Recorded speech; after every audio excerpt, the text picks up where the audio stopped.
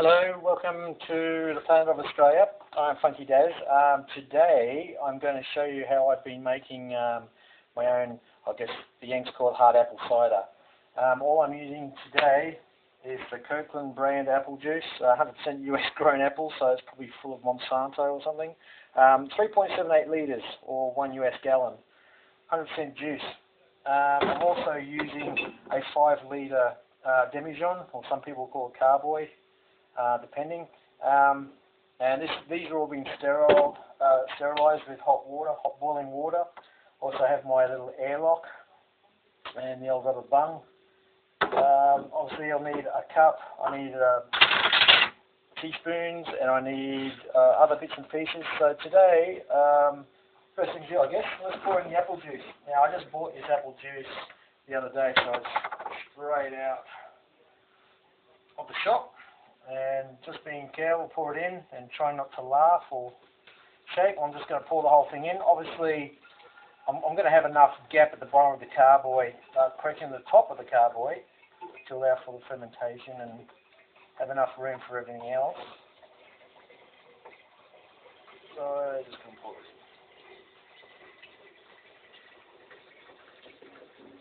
in. I just seen a video where someone actually made the apple cider out of the actual apple cider bottle, the apple juice bottle themselves, which is neat, so I'm going to give that a crack. Might save things.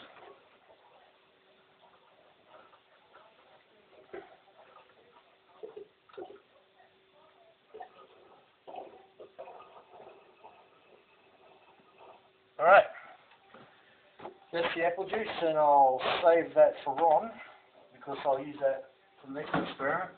Okay, so we've got our apple juice. Now I'm just going to add now based on a couple of recipes I heard some guys down in Aralua, they're using a special Aussie made type airlock that they put into the bottles themselves, and they go on 1 cup per 2 litres. So I've been using that. This is my 4th, 5th batch now, so I use pretty much the same. So with this 3.78 litres, using the sugar, I do about 1 3/4 cups. So just, I suppose, obviously do the first cup, and we'll work out the 3/4 and just mark one eyeball that one. Just a level cut there, and because I'm in the middle of nowhere, lucky me, forgot my funnel, so I'm just going to quickly make one out of a piece of paper, which has been working ever since. Seems to work with very little spillage once I get it sorted.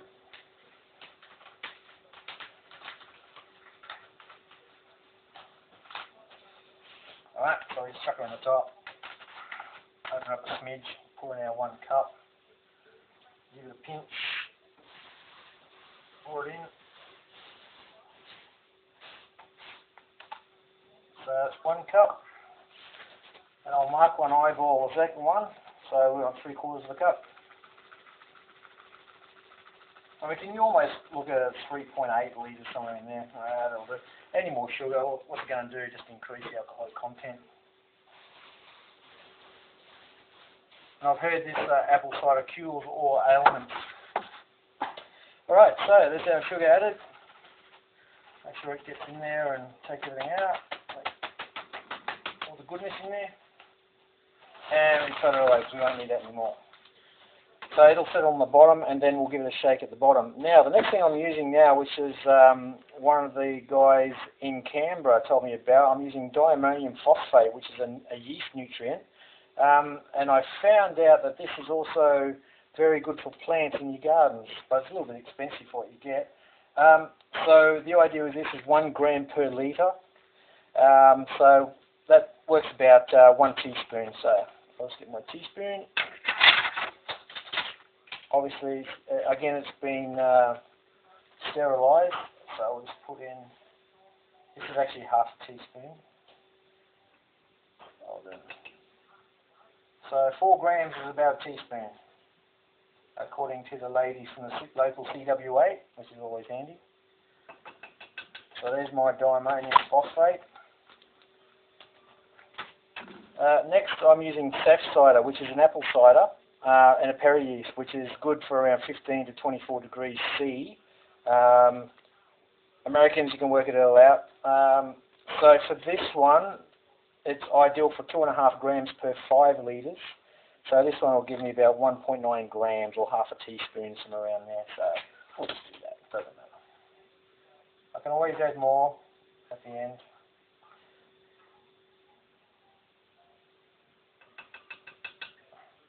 Oh, it's just a smidge more, not too much more.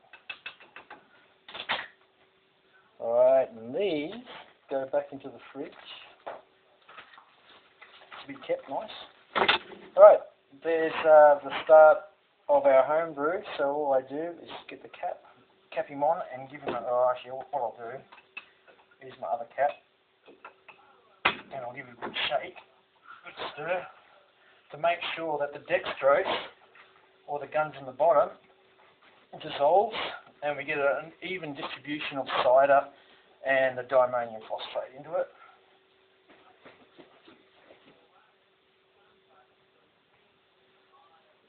Yeah, all good. That's good.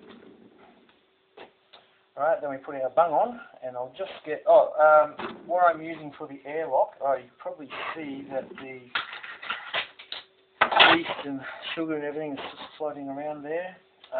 What I'm using for the airlock, just a simple basic airlock, and rainwater that I've collected from the sun, free sun wine. What's that? Simple airlock filled with rainwater. Let's put this puppy on here. I've done this a few times, and the specific gravity is normally about 1,050 every time I try it. So 1,050, I'll let this go for about 4 or 5 days until it finishes bubbling. It gets quite active in the first couple of days and then slows down. But what temperature? We're running at about 13 degrees at the moment because it's fresh. And I'll give my mate a little towel and cover him up. So keep him out of the sun, keep him a nice warm spot for right next to my wood stove. I'll put him there just for a little while, just to heat him up a little bit, and then I'll move him into another area where he can ferment nicely. After the fermentation stage, pretty much when you get maybe 1 bubble a second from the airlock, I'll just throw it as is. I'll put it into PET bottles. Now these are 750ml PET bottles. Rather than glass, because glass explodes rather than the PET bottles. PET bottles I think can handle about 300 or 400 psi, so they get really nice. I've got one here here's one I prepared earlier. This little puppy, tied as, kept in a dry, cool spot, and then when I'm ready to drink it, I'll just throw it into the fridge. Now it's already free carbonated. I haven't done any secondary carbonation or fermentation. I've just thrown it in the bottles like this, and it comes out very nicely. So, yep, that's how I've been doing my homemade cider. Hope you enjoy this one. Any questions? Give us a tingle.